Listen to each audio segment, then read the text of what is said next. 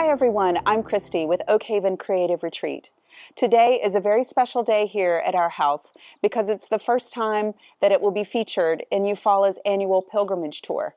This historic homes tour has been running now for 56 years, and it's the longest running historic homes tour in the state of Alabama. We have between 600 and 900 volunteers chip in every year to pull this off, and it's quite an impressive feat. I really wish there was some way that I could explain to you how special this little community is in Eufaula.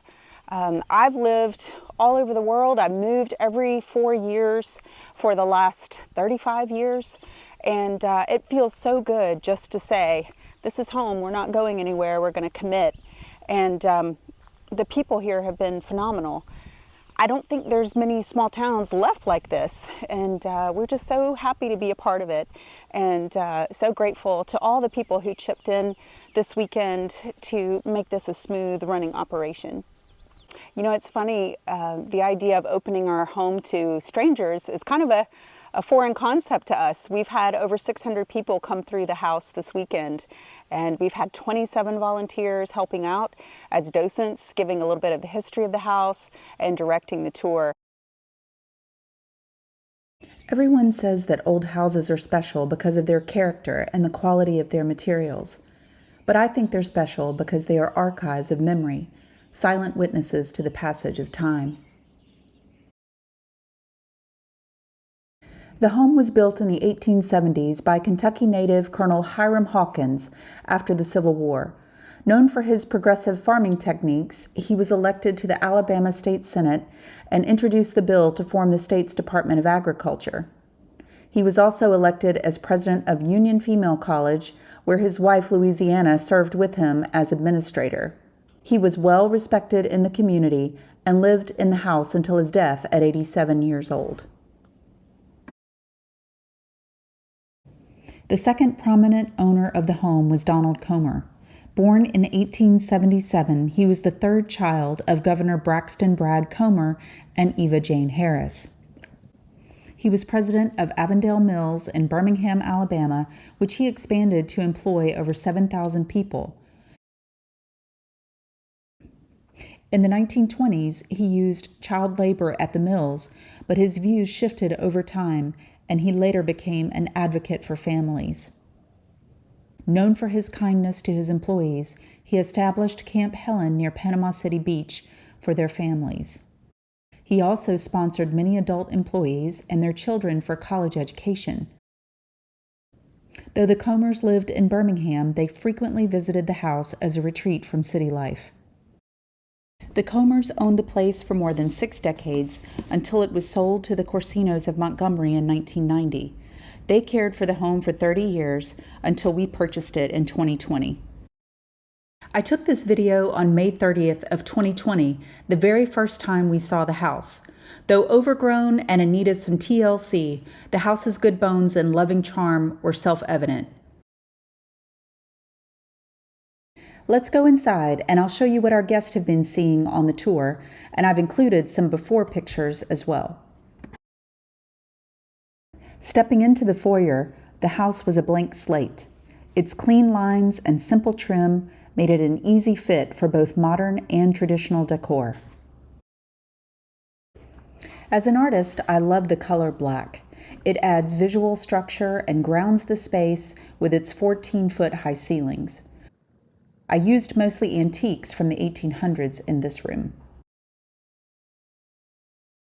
From the foyer, the door to the left leads into the living room. The floors are heart pine and are original to the house.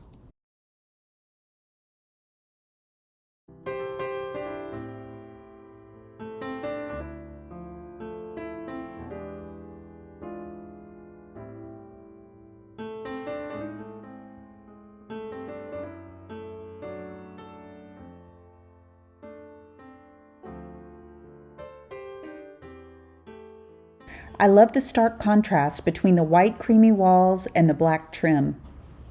My crane painting was inspired by an 18th century Japanese screen. We swapped the traditional chandelier for a contemporary one, and added the modern chairs and sleek black lacquer cabinet to make this the most modern room in the house. I think this painting by Dustin Harewood is what music looks like.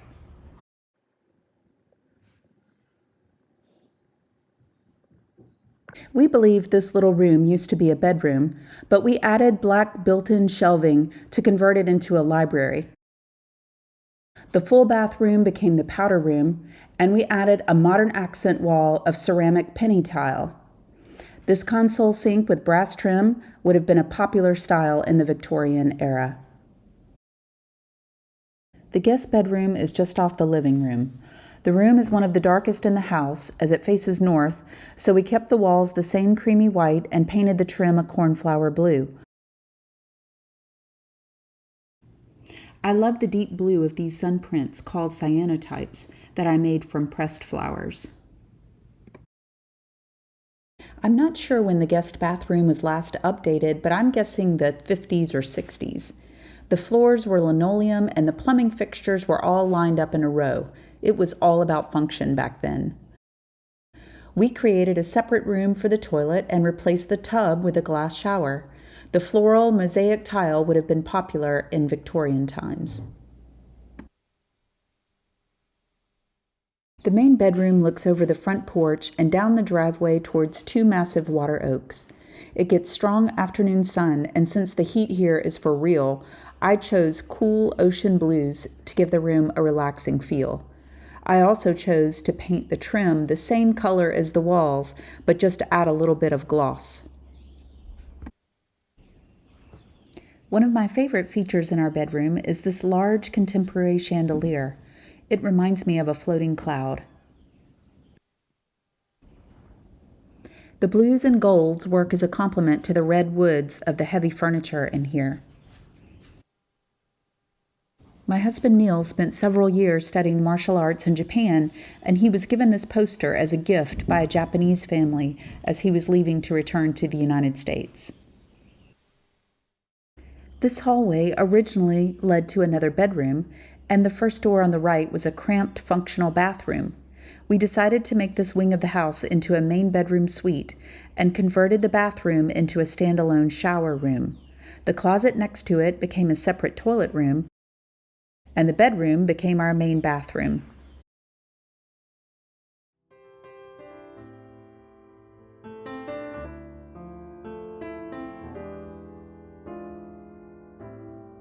I decided to paint the walls in a style called chinoiserie, which would have been popular in Victorian times.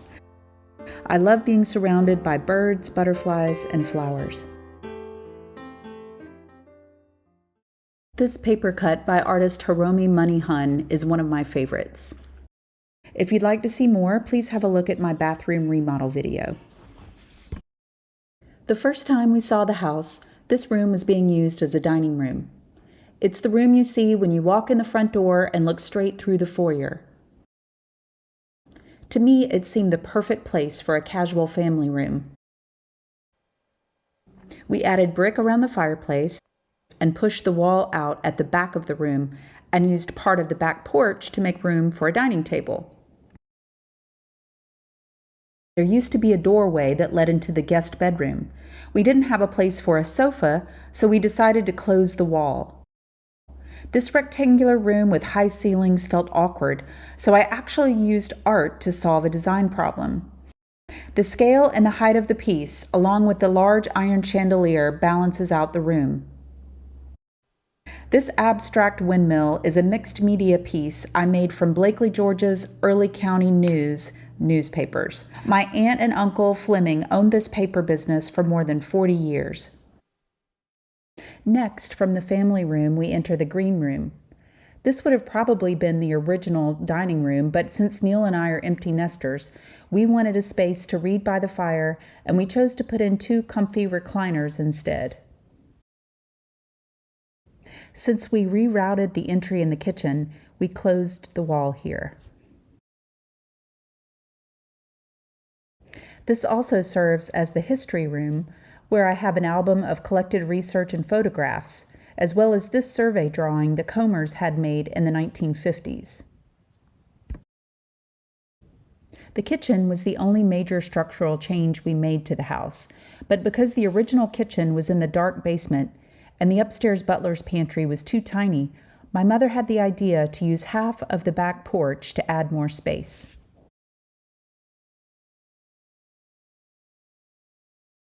We added distressed brick pavers and stained wood ceilings with beams to blend the kitchen with the age of the rest of the house.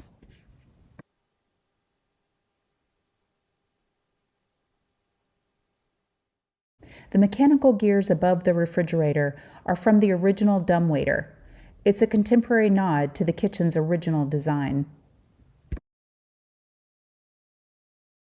This pendant light hung in the original butler's pantry. I love the way it throws color onto the walls at night. If you'd like to see the kitchen remodel in more detail, please look for that video in my playlist.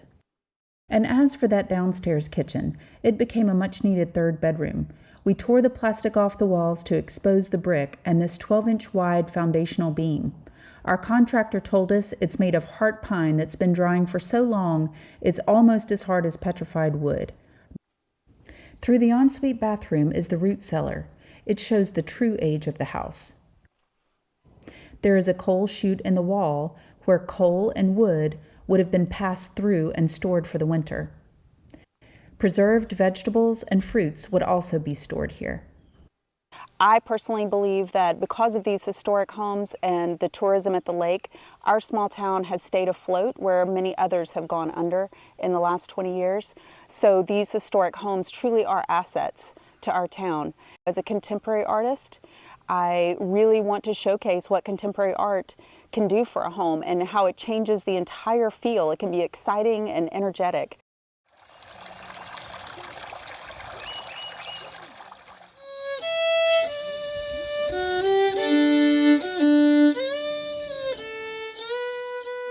One of the most frequent questions I've been asked this weekend was, how did I end up in Eufaula?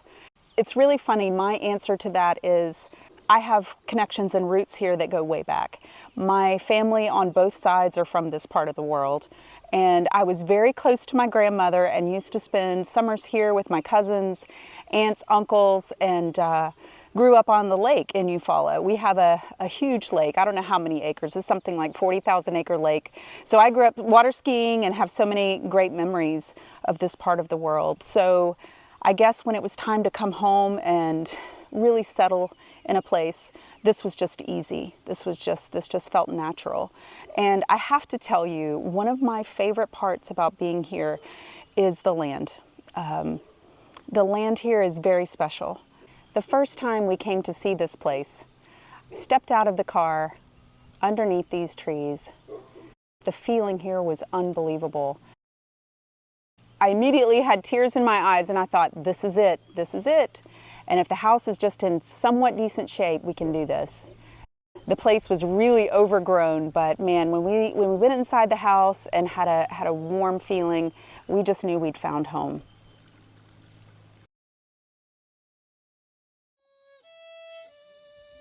Thanks so much for watching. I hope this video has inspired you to consider becoming a caretaker of an historic home. Neil and I believe that being part of a close-knit community and being in partnership with the land is every person's spiritual birthright. We've found our little slice of heaven on earth, and so can you.